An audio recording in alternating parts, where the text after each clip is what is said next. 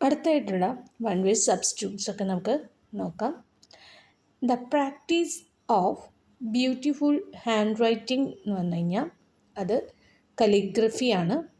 അത് കയ്യെഴുത്ത് ശാസ്ത്രം എന്നാണ് മലയാളത്തിൽ പറയുക. A complete list of items in a systematically arranged manner എന്ന് പറഞ്ഞു കഴിഞ്ഞാൽ അത് കാറ്റലോഗാണ്.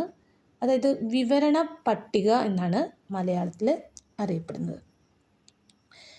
A person who always finds faults അങ്ങനെ പറഞ്ഞു കഴിഞ്ഞാൽ സെൻസോറിയസ് ആണ്.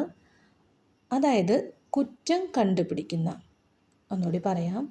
A person who always finds faults എന്ന് പറഞ്ഞു കഴിഞ്ഞാൽ സെൻസോറിയസ് ആണ്.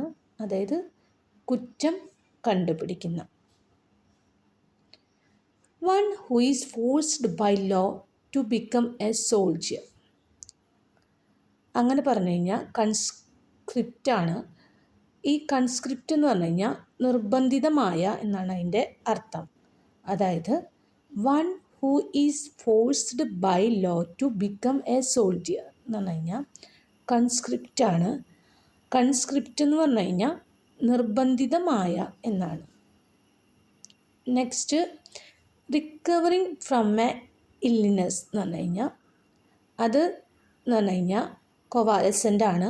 ഈ കൊവാലസൻ്റ് എന്ന് പറഞ്ഞു കഴിഞ്ഞാൽ സുഖം പ്രാപിക്കുന്ന എന്നാണ് അതിൻ്റെ മലയാള അർത്ഥം. അതായത് റിക്കവറിങ് ഫ്രം എ ഇൽനെസ് എന്ന് പറഞ്ഞു കഴിഞ്ഞാൽ കൊവാലസൻ്റ് ആണ്. കൊവാലസൻ്റ് എന്ന് പറഞ്ഞു കഴിഞ്ഞാൽ സുഖം പ്രാപിക്കുന്ന എന്നാണ് അതിൻ്റെ അർത്ഥം വരുന്നത്. A person who is satisfied with the current situation എന്ന് പറഞ്ഞു കഴിഞ്ഞാൽ കംപ്ലേസൻ്റ് ആണ്.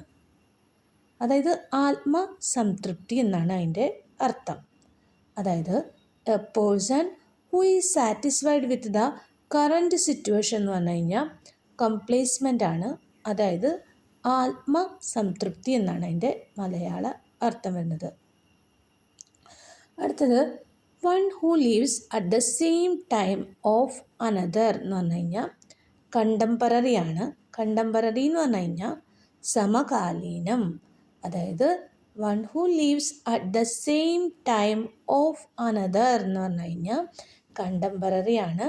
അതായത് കണ്ടംപററി എന്ന് പറഞ്ഞു കഴിഞ്ഞാൽ സമകാലീനം എന്നാണ് അതിൻ്റെ അർത്ഥം.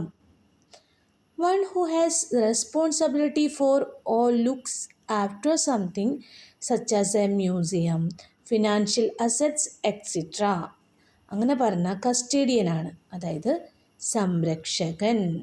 ഒന്നുകൂടി പറയാം.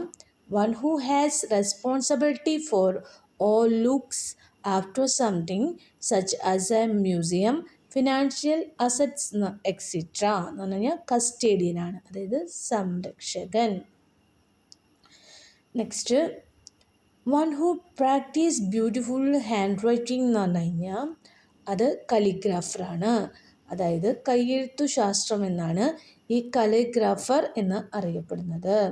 One who practices beautiful handwriting എന്ന് പറഞ്ഞു കഴിഞ്ഞാൽ കലിഗ്രാഫറാണ്. അത് കലിഗ്രാഫർ എന്ന് പറഞ്ഞു കഴിഞ്ഞാൽ കയ്യെഴുത്തു ശാസ്ത്രമാണ്.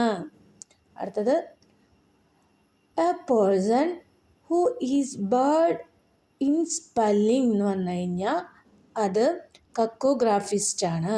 അതായത് A person who is bird in spelling എന്ന് പറഞ്ഞു കഴിഞ്ഞാൽ കക്കോഗ്രാഫിസ്റ്റാണ്. ഈ കക്കോഗ്രാഫിസ്റ്റ് എന്ന് പറഞ്ഞു കഴിഞ്ഞാൽ അതായത് അക്ഷരങ്ങൾ എഴുതുന്നതിലോ വായിക്കുന്നതിലോ വരുത്തുന്ന പിഴവ് എന്നാണ് അതിൻ്റെ അർത്ഥം. എന്തിൻ്റെ? കക്കോഗ്രാഫിസ്റ്റിൻ്റെ. അപ്പോൾ ഓക്കെ, എല്ലാവരും നന്നായി പഠിക്കുക കേട്ടോ.